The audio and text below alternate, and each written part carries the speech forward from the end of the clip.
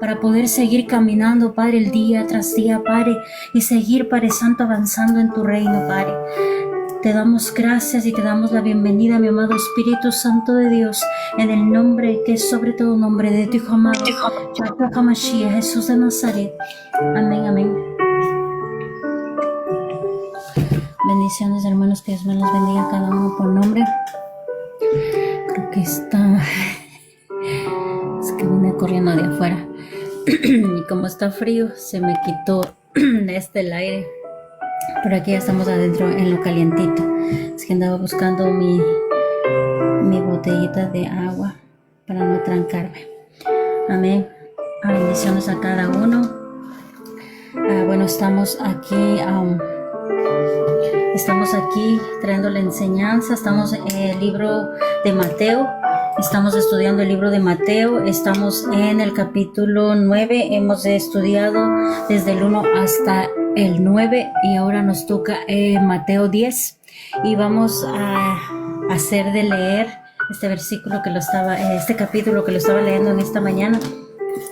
Y pues nos habla mucho de todo lo que hemos aprendido en el 8, en el 9. Viene ya lo que pone nuestro amado Mesías en cada uno de sus hijos cuando dicen: heme aquí, voy a seguir tu camino, voy a poner en tus manos mi vida para que tú dirijas mi caminar. Vamos a empezar la lectura. Vamos a ir a Mateo.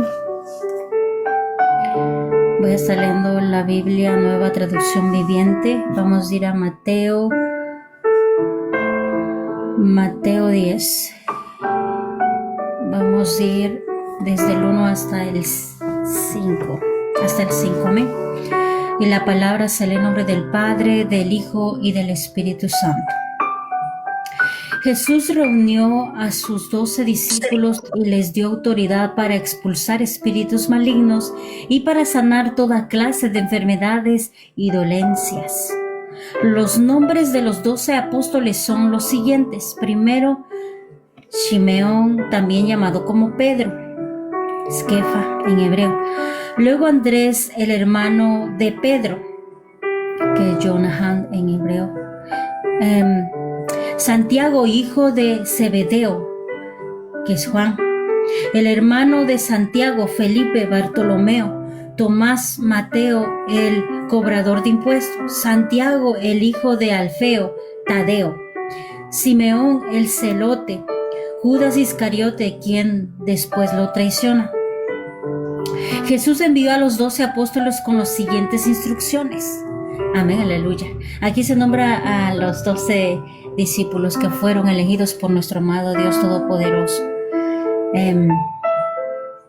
Aquí ya estaban completos. Todos eran diferentes. Aquí dice que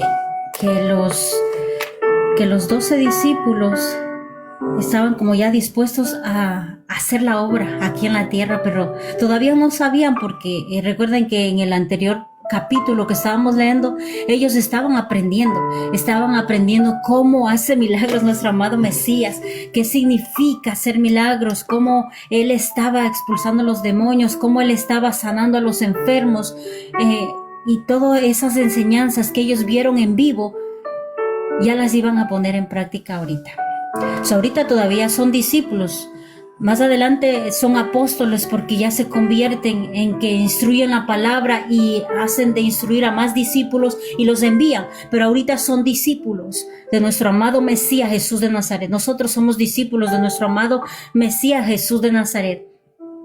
Y aquí dice que les da estas instrucciones y no solamente les da a los 12 discípulos, nos da a nosotros también. Porque esta palabra está escrita para nosotros en este tiempo. Tal vez en ese tiempo ellos estaban atentos, escuchando qué instrucciones les iba a dar para que ellos puedan continuar en el mandato que ya les estaba enviando nuestro amado Mesías. Y dice la palabra, vamos a continuar del 5 en adelante, dice la palabra. Jesús envió a los 12 apóstoles con las siguientes instrucciones. No vayan a los gentiles, ni a los samaritanos. Miren, esto es algo muy importante. Por eso más adelante vamos a ver a Pedro de lo que recibe la revelación, porque cuando él estaba recibiendo las instrucciones, esas instrucciones son muy importantes, todos los estaban tomando en cuenta bien. Aquí está, no vayan a llevar la palabra a los que no son judíos. Y por eso más adelante le da la revelación a Pedro mismo le da la revelación del manto con diferentes animales impuros, que significa que ahí entran todos los gentiles también, que necesitaba hacerse el cumplimiento de nuestro amado Mesías, de ahí entregarse en la cruz, derramar esa sangre y resucitar para que los gentiles, o sea nosotros, entremos en el plan de salvación. Aquí todavía aún no, porque estaba aquí todavía y estaba instruyendo. Todavía era muy, ¿cómo se dice? Todavía eran pequeñitos, aprendiendo cómo expulsar demonios, aprendiendo cómo, es como cuando tú estás en la iglesia, están orando por ti y tú empiezas a crecer en la iglesia. Y tú empiezas a orar a los hermanos, ahí entre hermanos, porque saben que es de fe, creen en Jesús de Nazaret, creen en la sangre del Cordero, creen en el poder de nuestro amado Jesús de Nazaret. Creen todas las personas que están en la iglesia son más propensas a escuchar la palabra. Pero cuando tú ya sales afuera, a las calles, a evangelizar es otra cosa. Tiene que haber una autoridad y tiene que haber un entendimiento. Primero hay un entrenamiento para todo lo que tú vas a hacer más adelante. Y eso es lo que estaba aquí preparando nuestro amado Mesías, Jesús de Nazaret. Este entrenamiento era dentro de los que confían en el Dios verdadero. Porque recuerden que todos los demás, los gentiles y el Dios de Israel. Y por eso fue que les dijo, primero aquí,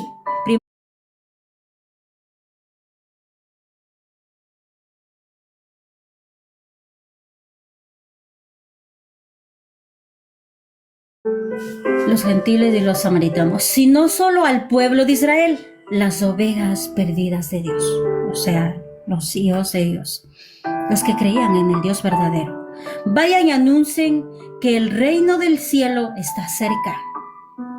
Sanen a los enfermos, resuciten a los muertos, curen a los leprosos, expulsen a los demonios, den tan gratuitamente como han recibido. Santo. Escuchar esto es como que, santo. A todo eso nos dio la autoridad nuestro amado Mesías, Jesús de Nazaret. La palabra está dada ahí a los discípulos porque habían recibido, creo que ya esas instrucciones, y habían visto en vivo todo lo que Jesús de Nazaret había hecho. Y sabían muy bien, porque la última instrucción que nosotros habíamos, creo que visto, era para que confíen, que crean quién es Él. Porque al confiar y creer que Él es Jesús de Nazaret, hay una autoridad. Hay una autoridad en el nombre de Jesús de Nazaret. Y aquí está mandando a todos a que sanen a los enfermos, a que resuciten los muertos, a que curen leprosos y expulsen los demonios. Y den esta gratitud, o sea, den eso como han recibido.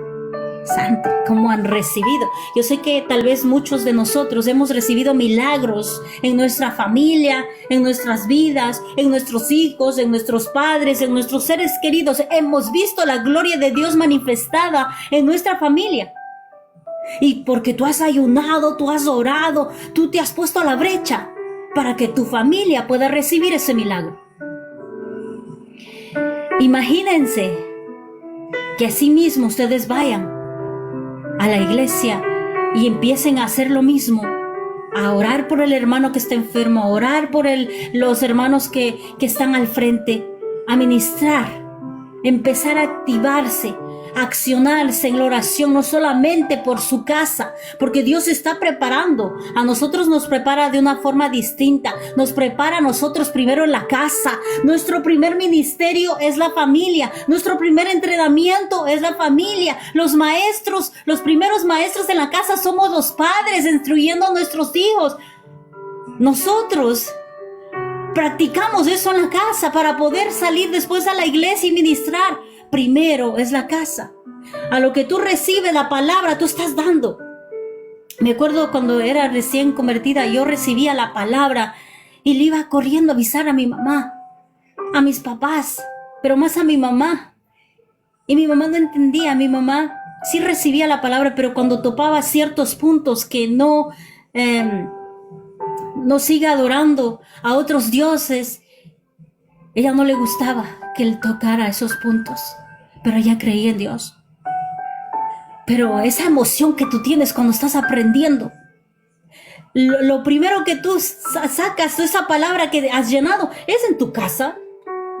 Cuando tú algo vienes de un estudio o de una prédica, dices, hoy descubrí, por ejemplo, que me hizo recordar una pregunta que en este Shabbat que recibimos a través de un siervo de Dios, un salmista que vino y dijo,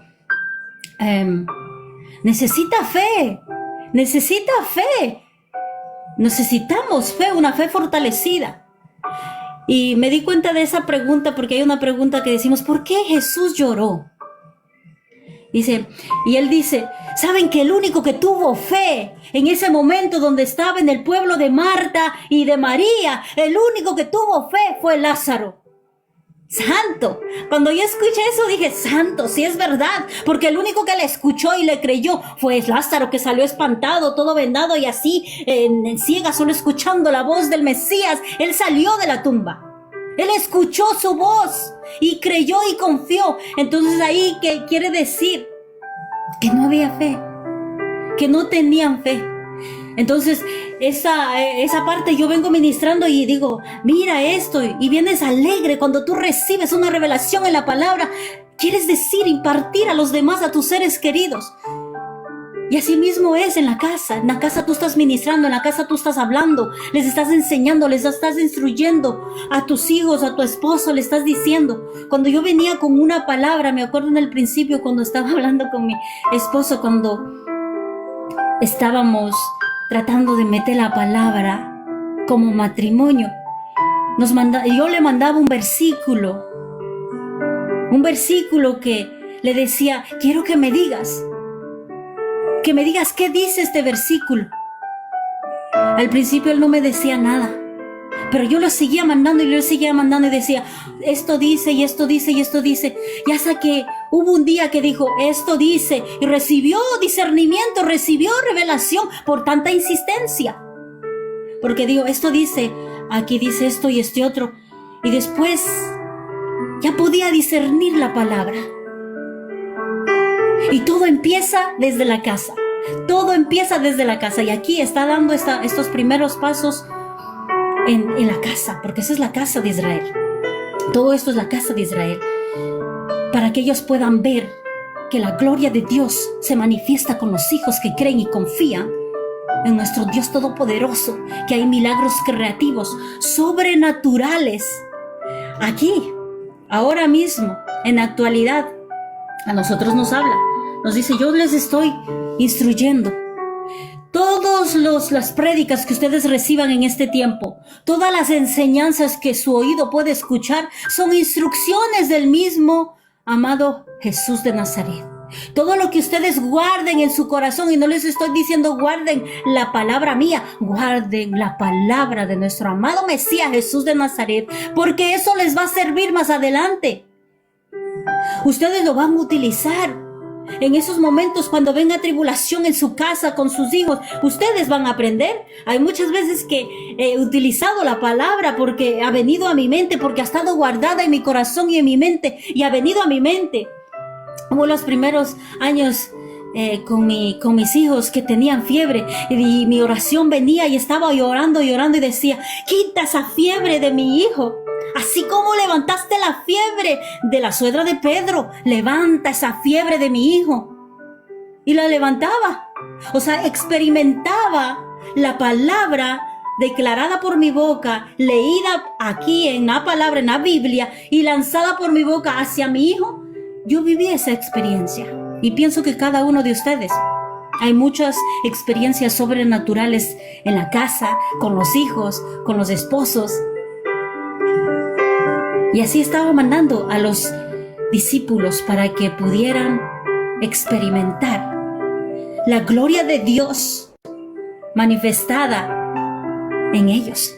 porque ellos son esos instrumentos, ellos son ese barro, ellos son ese vaso, esos instrumentos aquí en la tierra para que puedan llevar la palabra.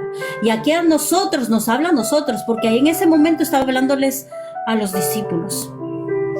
Pero todavía están en práctica. Vamos a continuar. Dice, no lleven nada de dinero en el cinturón, ni monedas de oro, ni de plata, ni siquiera de cobre. Y estas son instrucciones. No lleven nada de valor, porque no saben dónde se van a meter. En la actualidad, nosotros no podemos llevar cosas valiosas, porque no sabemos dónde nos lleva nuestro amado Dios Todopoderoso. Yo sé que cuando van a evangelizar, van a calles y no saben dónde se van a meter. Y yo sé que Dios puede ayudarnos y puede salvarnos, pero aquí estas instrucciones, por alguna razón, las está dando. Amén. Aquí dice, no lleven bolsos de viaje con una muda de ropa, ni con sandalias, ni siquiera lleven un bastón. No duden en aceptar la hospitalidad, porque los que trabajan merecen que se les dé alimento. Santo. Y eso es cierto. Yo pienso que la mayoría, yo admiro muchísimo a los que son misioneros. Yo siento que yo no creo que nací para eso, pero admiro mucho a mi hermana, que se lleva con toda su familia, sus hijos. Y es un llamado poderoso, fuerte. Pero digo, santo, yo estoy bien si yo fuera sola con mi esposo, pero con hijos es mucho más fuerte, porque son tus hijos. Tú quieres cuidarlos siempre. Tú quieres...